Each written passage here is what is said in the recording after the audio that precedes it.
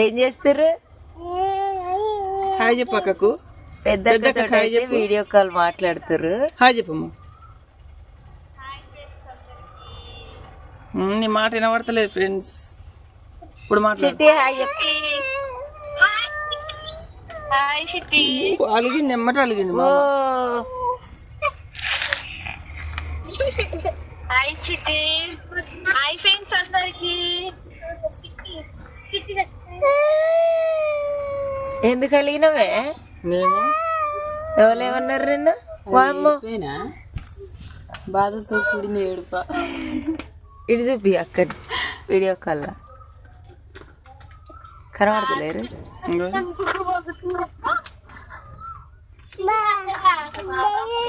Hi Chitti.